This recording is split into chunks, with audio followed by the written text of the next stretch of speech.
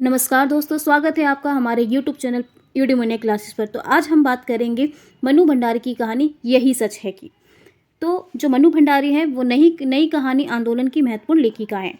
नई कहानी आंदोलन के परिप्रेक्ष्य में लिखी गई यह कहानी यही सच है।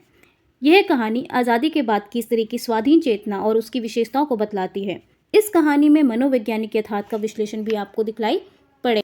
बात करें इस कहानी के पात्रों की, तो इस कहानी के प्रमुख पात्र हैं दीपा, निशीथ, संजय और इरा।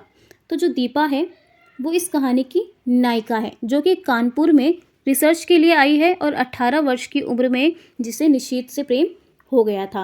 निशीथ जो कि दीपा का पहला और पूर्व प्रेमी है, जो कि अब कलकत्ता में रहता है। ठीक है। संजय जो कि दीपा का वर्तमान प्रेमी है और कानपुर में रहकर जॉब करता है। इरा जो दीपा की सहेली है और इसका बेटा मुन्नू है।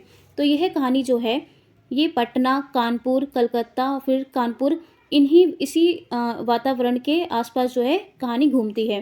क्योंकि पहले दीपा जो थी वो पटना में रहती थी, फिर पटना से वो कानपुर आई, कानपुर में रह के शोध कार्य करने लग जाती है। फिर उसे इंटरव्यू के लिए बुलावा आता है तो वो कलकत्ता जाती है। फिर कलकत्ता में जब इंटरव्यू देकर वो वापस आती है, कानपुर में ही आती है। ठीक है।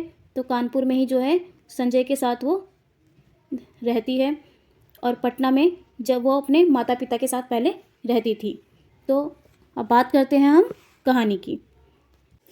तो अगर हम बात करें कहानी की कथा वस्तु की, तो कथा वस्तु की अगर हम बात करें कहानी की, तो यही सच है दीपा नाम की एक ऐसी लड़की के अंतर्द्वंद्व की कहानी है, जो अपने पहले प्रेम निशीथ के प्रेम से निराश होकर एक नए व्यक्ति संजय से प्रेम करने लगती है। पटना की रहने वाली दीपा जब अपने शोध कार्य के लिए कानपुर आ जाती है, तब एक ऑफिस में काम करने वाले संजय से उसे प्रेम हो जाता है। क्योंकि पहले जो दीपा थी पटना में रहती थी अपने माता पिता के साथ, लेकिन जब पिता की मृत्यु हो जाती है तो उसके जो भैया भाभी हैं वो उसकी जिम्मेदारी उठाने से मना कर देते हैं। इसी कारणवश जो है वो कानपुर आ जाती है और अपना शोध कार्य में जुट जाती है।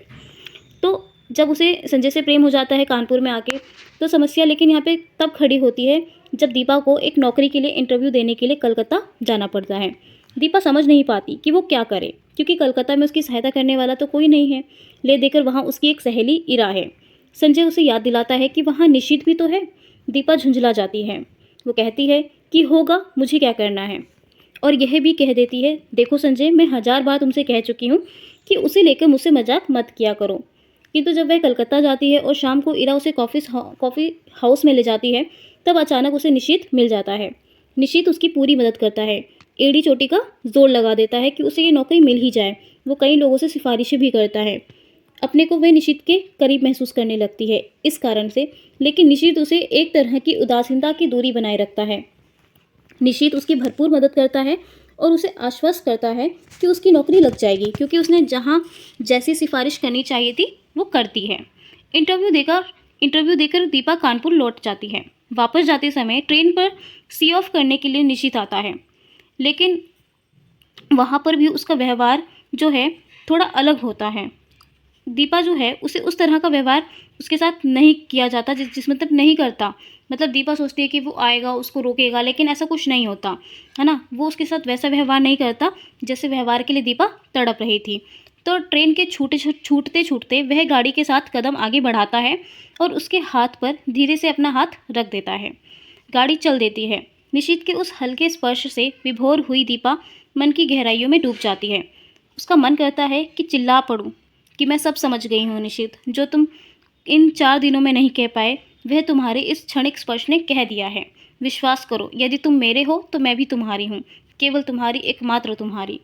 तो कानपुर पहुँचने के बाद दीपा फिर अकेली हो जाती है। उस अकेलेपन में वह निशीथ को याद करती है, उसे पत्र लिखती है।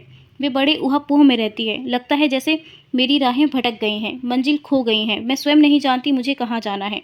इसी उधेड़ बुन के बीच उसे इरा के तार से यह सूचना मिलती है कि उसकी नियुक्ति हो गई है।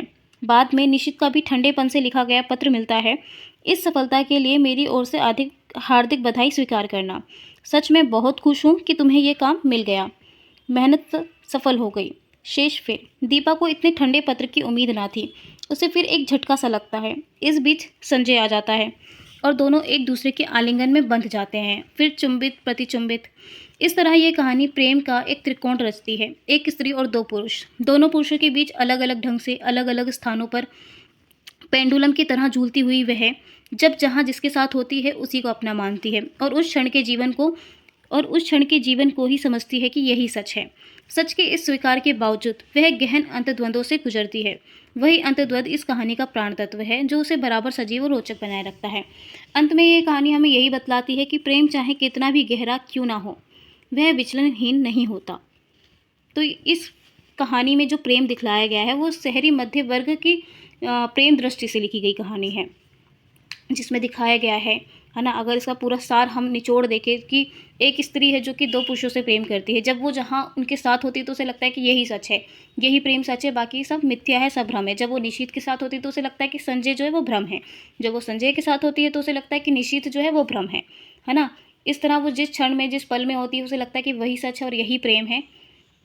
इस तरह की ये कहानी है कि जब तक वो कानपुर में होती है संजय के साथ तो वो निशित से घृणा करती है। उसे लगता है कि निशित का प्रेम तो धोखा था, निशित ने मुझे धोखा दिया, मैं निशित से घृणा करती हूँ, है ना। संजय ही मेरा सब कुछ है, संजय से ही मैं प्यार करती हूँ। लेकिन जब वो कलकत्ता जाती है और निशित से उसकी मुलाकात होती है, वो देखती है कि निशित मेरे लिए इतना कुछ कर रहा है, शायद पछतावे में कर रहा होगा, लेकिन नहीं ऐसा। फिर वो सोचती है कि नहीं, शायद निशित अभी भी मुझसे प्यार करता है ना। और जब वो उसको बीच पर घुमाने के लिए ले जाता है, कॉफ़ी पर ले जाता है, तब भी वो उसके मनपसंद कलर की साड़ी पहन कर आती है, नीले कलर की, कि निश्चित देखेगा तो खुश हो जाएगा, है ना। इस तरह के भाव उसके मन में चल रहे होते हैं कि निश्चित एक बार जो है मुझसे कह दे तो मैं अपना सब कुछ त्याग कर मैं उसकी हो जाऊंगी, है ना। मैं संजय को बता दूंगी कि मैं निशित से प्यार करती हूँ, ऐसी ऐसी बातें जो है वो सोचती है।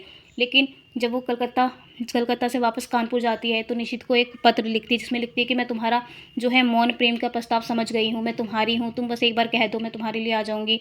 लेकिन जब वापस से निशित का पत्र आता है उसके जवाब में, तो उसमें बस उसका ठंडापन सा ही झलकता है कि हाँ, समाचार मिला कि तुम्हारी नौकरी पक्की हो गई है, सफलता तुम्हारे मतलब जो भी हमने किया, जो मेहनत की वो सब सफल हो गई है। और बाकी लिखता है शेष, बस इतना ही लिख के वो छोड़ देता है। मतलब वो बहुत उदासीनता सा भरा पत्र लिखता है कि मतलब सीधा सरल सा, है ना। मतलब उसने लिखा था उसमें उसके बारे में नहीं, कुछ भी नहीं लिखा, है ना। तो इसी उधेड़-बुन में ये जो कहानी है पूरी रची गई है। तो आशा करती हूँ दोस्तों आपको ये कहानी पसंद आई होगी। Thank you.